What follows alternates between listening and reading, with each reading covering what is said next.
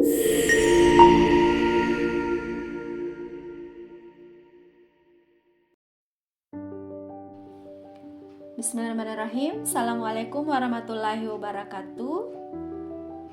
Alhamdulillahirrahmanirrahim. Pagi ini kita bertemu di Tatap Maya pada mata kuliah Perencanaan Pengajaran Bahasa Indonesia pada pertemuan ke-15 bab 7 Evaluasi Perencanaan Pembelajaran Bahasa Indonesia.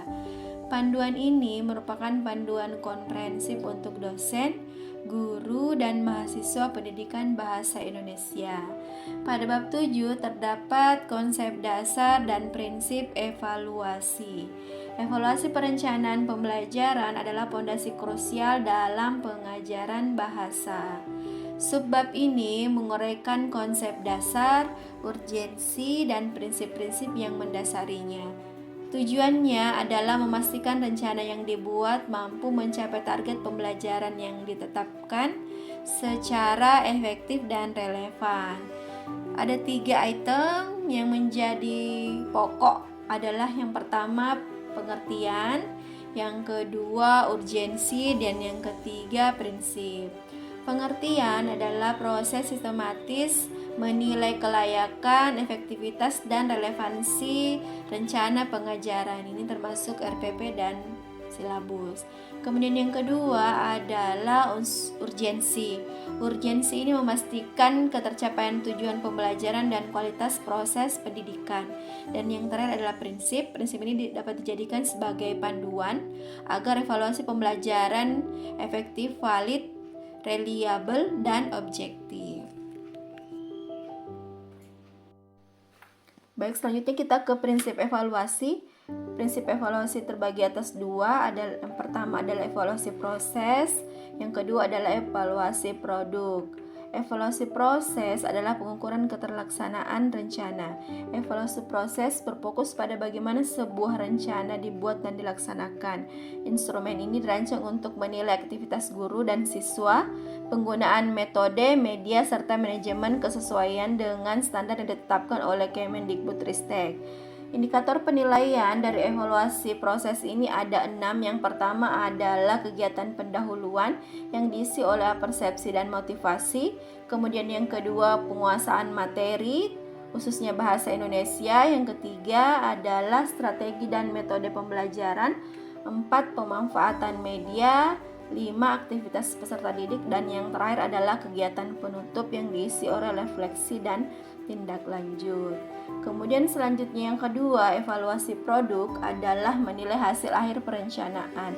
Evaluasi produk menilai hasil akhir dari perencanaan pembelajaran, yaitu dokumen RPP itu sendiri, bahkan karya siswa.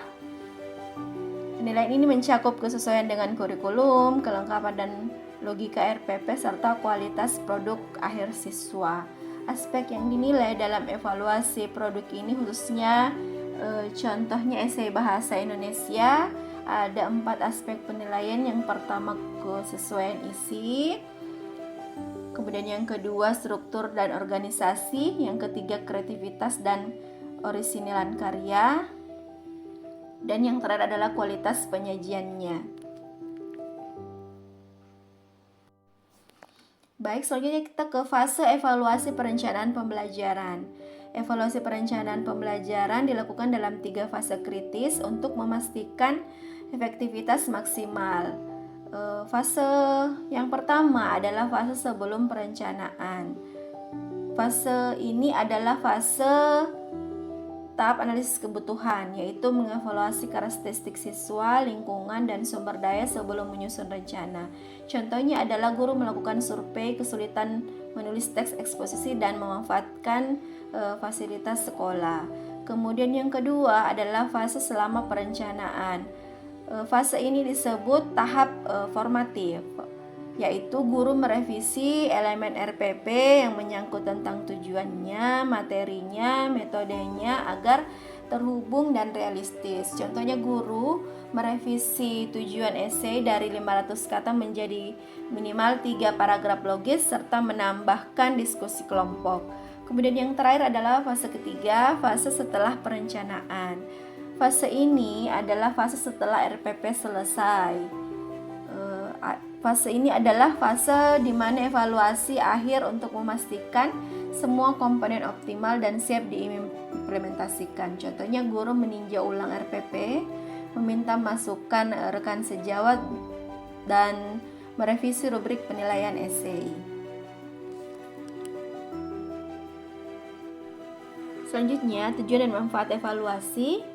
Evaluasi bukan hanya formalitas, melainkan proses krusial untuk membuat keputusan yang lebih baik. Menurut Worden dan Sanders tahun 1987 halaman 21 dalam perbaikan perencanaan pembelajaran. Tujuan dan manfaat evaluasi ini ada 3. Yang pertama, bagi guru, bagi siswa, dan bagi sekolah atau institusi.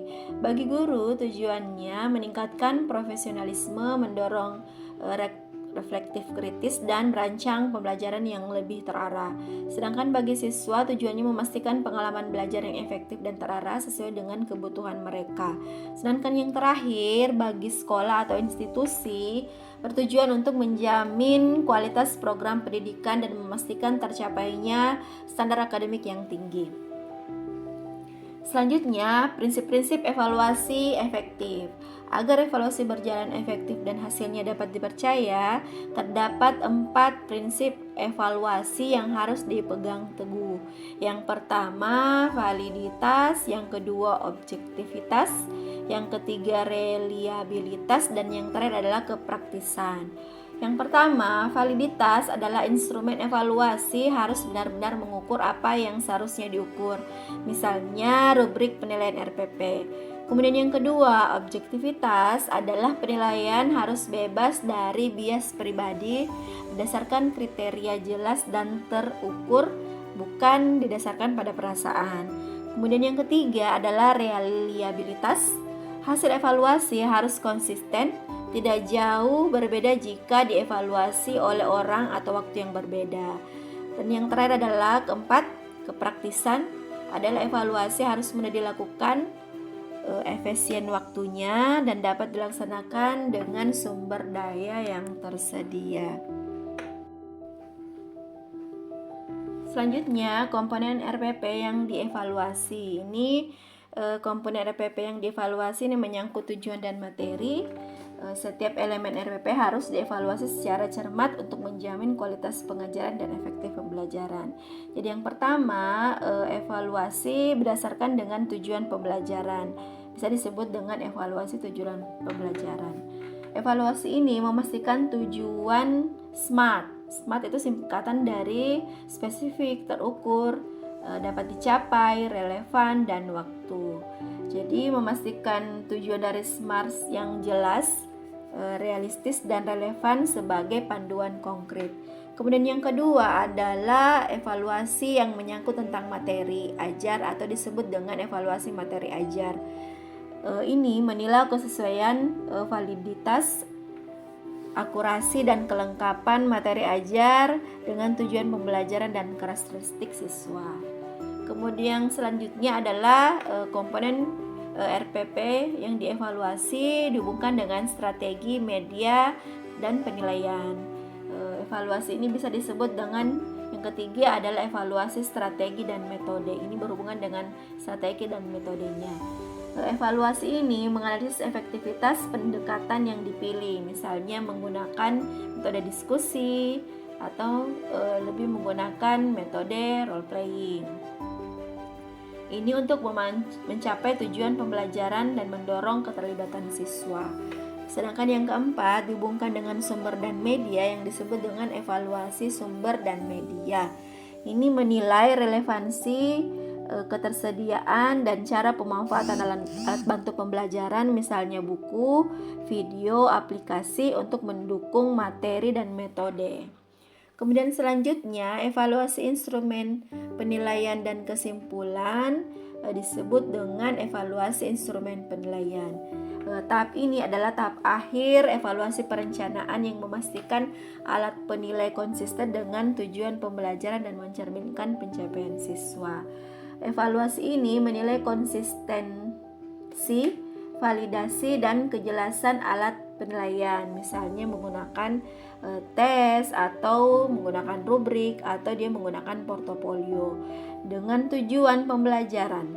Instrumen ini harus mengukur apa yang seharusnya diukur dan petunjuknya harus mudah dipahami oleh siswa. Evaluasi perencanaan pembelajaran adalah siklus yang berkelanjutan untuk perbaikan, bukan hanya sekedar tugas ya. Dengan memahami dan menerapkan kerangka evaluasi ini, dosen, guru, dan mahasiswa pendidikan bahasa Indonesia dapat terus menyempurnakan kualitas pembelajaran dan pengajaran bahasa Indonesia khususnya. Baik, untuk pertemuan ini sampai di sini dulu ya nak. Ketika ada pertanyaan, silahkan bertanya di tatap maya ya. Mungkin demikian penjelasan hari ini di pertemuan ke-15. Assalamualaikum warahmatullahi wabarakatuh.